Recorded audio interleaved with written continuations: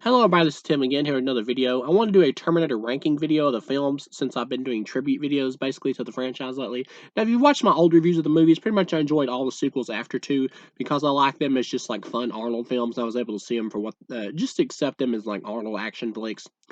But I wanted to do a video on an actual ranking based upon the actual quality that I felt the films had in comparison to the first 2. So, ready or not, here's my opinion on this list and these films.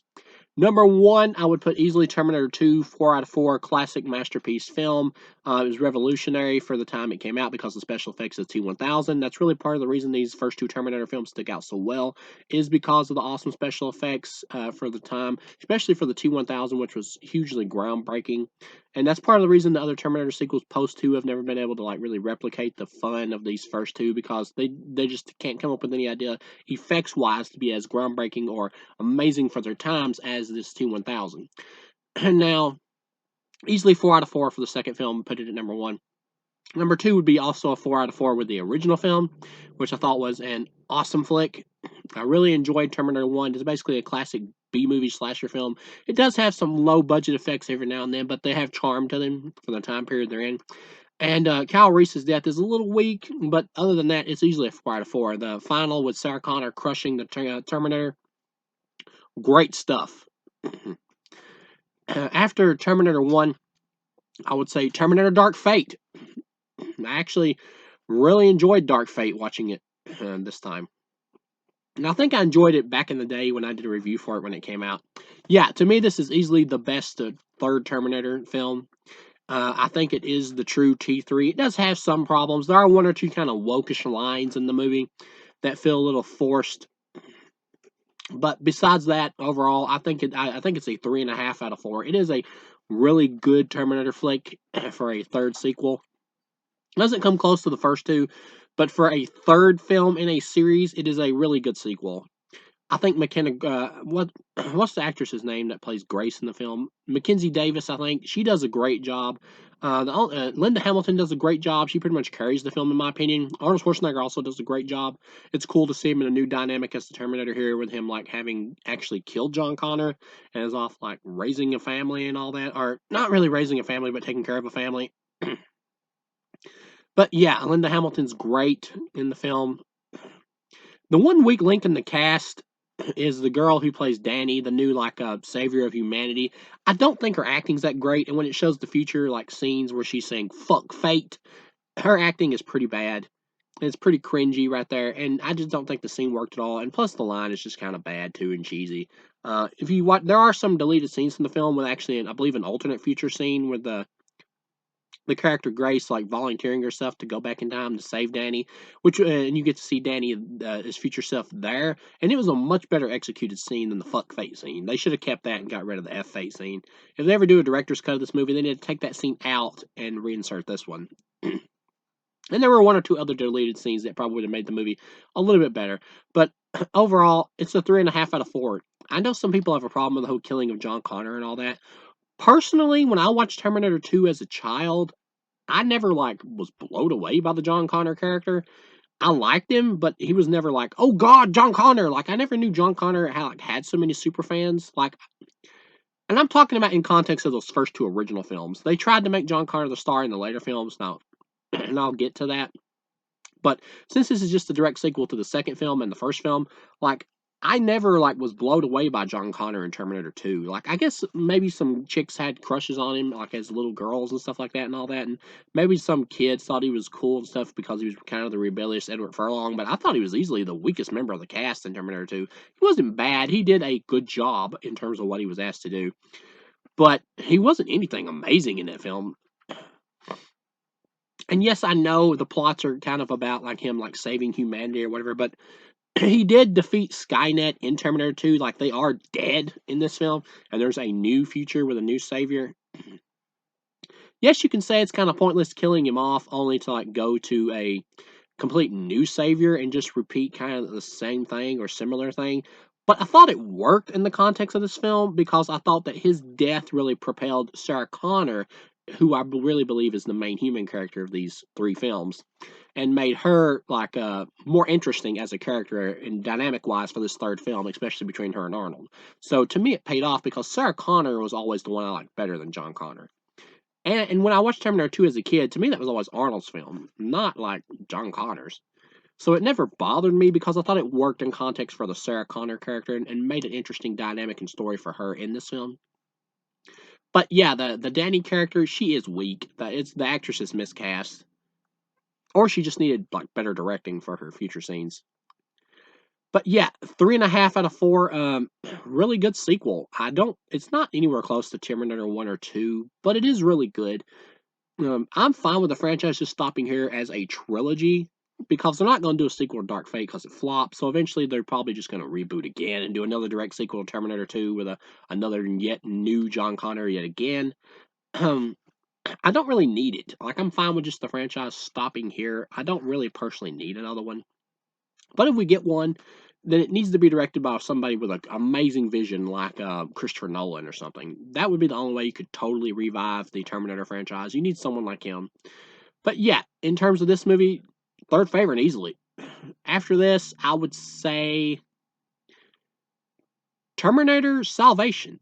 I think Terminator Salvation is all right. I would give it a 3.5 out of 4. Watching it today, I think it's an all right film. I like the fact that it does something new. The plot is full of holes because it doesn't really make any sense why the machines thought the Marcus character was going to be able to bring John Connor to the Terminator facility because he could have just been killed. Anything could have happened to him. But it has some really cool ideas. There's better ideas here that could have been executed better and made a more interesting Terminator film than what we actually get. Like the whole idea of hybrid human Terminators. That could have been an entire film. And they should have just done something like that. Or they should have just completely skipped past the John Connor story and gone straight to like his children that they mentioned in T3 and his wife's pregnant in this film and just done a movie about them so you could do all new stories in the future about the children and have like all new, arcs and shit and not just repeat the John Connor thing. But yeah, 2.5 out of 4 for Salvation. It's all right. But it's full of holes, and John Connor's kind of wasted. And Christian Bale's performance is just okay. He just kind of screams a lot. Yeah, after Terminator Salvation, I would say Terminator Genesis. Another one. It's all right. Terminator Genesis got a lot of hate at the time because it tried to reboot the franchise and bring it to like a new younger generation with a new like spunky Sarah Connor and a new Kyle Reese. Kyle Reese, Jack Courtney is horrible in this film. He is extremely flat. I do not like him watching this again. Emilia Clarke as Sarah Connor. She is okay for what they're going for, but if you can't accept what they're going for, this young like spunkier like Sarah Connor, then you're gonna hate it. But I think it works for this film for what they're going for. They're trying to play to a new generation with this reboot to like younger audiences. And I think Arnold is great in this. I think this is easily one of his best performances as the Terminator, much better than Terminator 3. Um, he's great here, and his dynamic and arc as like an older Terminator, like taking care of Sarah Connor, it's really good. The biggest problem with this film is it leaves way too much like unexplained to set up for sequels that never happened. Altogether, though, I think this film is totally harmless. Yes, I know it pissed some people off by saying, well, Terminator 1 and 2 are no longer canon. This is a reboot. But you can still see those films as just like an alternate timeline or the original timeline with 1, 2, and Dark Fate. This is just kind of its own thing. It's a reboot. Like, that never really bothers me, like doing reboots and getting rid of other films. They're reboots, they're films. The other films are still there. If I want to watch that continuity, I can. So to me, this is just another 2.5. It's slightly weaker than Terminator Salvation because it doesn't really bring anything too new. But I do like I like the idea of John Connor becoming a Terminator, but it doesn't really have a lot of emotional power because you don't get a lot of time to spend with this version of John Connor. So it would have been better if they would have did that for a sequel to Genesis, I think. But I think the actor's name is Jason Clarke. I think he does a good solid job as evil John Connor. He's pretty much just crazy and being mind controlled, I believe, by the new version of Skynet called Genesis, who is like an alternate version of Skynet from an alternate dimension who's way more advanced. Yeah, he does a good job. I like the nanobot like idea for a Terminator. He isn't great, but he does do a good job as this new Terminator. This could have been like under like a James Cameron or something like that, a terrific like upgrade of the T1000 and T800 by making a nanobot Terminator. That could have worked under a better director. But for what we get here, he's good. He's the best villain since the T1000. Altogether, by the end of the film, it's all right. This film is totally harmless. There's a little bit too much time travel shenanigans, but I kind of like some of the ideas of what they're going for here, but it could have been executed a lot better. But yeah, altogether, it's all right. Next up, last place would be Terminator 3. Terminator 3 is just, it's okay. The biggest problem with Terminator 3 is it's really lightweight story wise, and the fact that it just kind of betrays what Terminator 2 set up with the whole we can change our fate and destiny just by going, no, you can't. What's going to happen is going to happen. So it kind of makes Terminator 2 feel pointless, and that's the biggest mistake of this film. Altogether, though, it has some really good action beats, and the TX, the actress, she does a good job, but because of how she's directed, she doesn't come off as being more advanced or more imposing than the Terminator T1000 from T2. But at the same time, the actress does a good job, and Arnold does a good job overall, but his Terminator is the least interesting here because he gets no like arc or anything or dynamic really with his character coming after T2. So he's not really that interesting here. So it's just kind of he's good. He's fine. This character, this new Terminator Arnold character is good. Altogether, the action really makes the movie. There's some really great fight scenes, and it's cool to see like the original Terminators, like T1s, at the end of the film. That's kind of cool. And then by the end of the film, I like that the nukes actually go off and the franchise is advanced to the post-apocalyptic future. There's some good ideas here that could come together to make a much better Terminator 3. The biggest flaw of this movie and the biggest mistake is trying to go back on like how Skynet, like how they didn't, how nothing they did in T2 mattered. They should have just used the arm that was left over at the end of T2 and used that as an excuse for why Skynet was created. I don't know why they didn't just do that. That would have been simple. Um, and the nukes going off at the end is really great ending for the series and the darkest ending of all the films.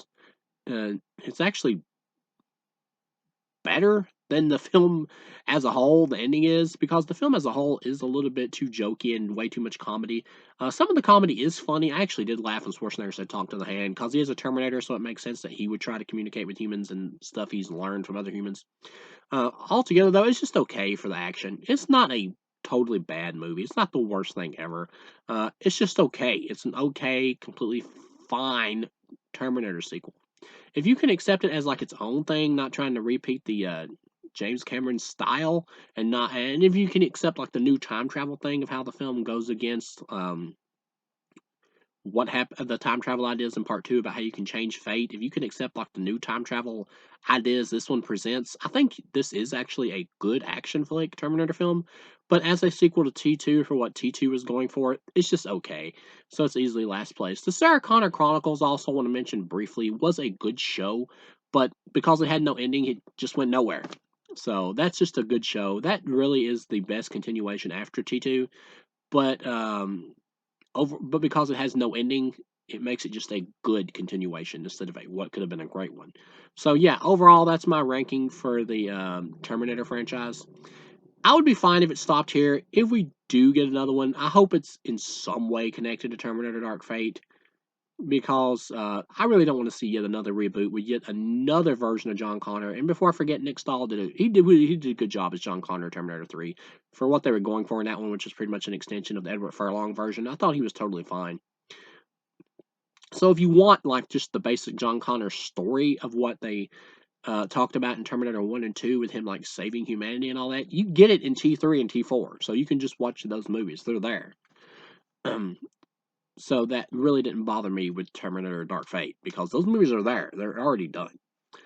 But yeah, overall, if they do another one, I hope it's in some way connected to Dark Fate. If we get yet another version of John Connor with another direct sequel to Terminator 2, it better be a masterpiece, is what I'm saying, because that's going to be some boring shit. So thank you guys for watching, and I will see you again.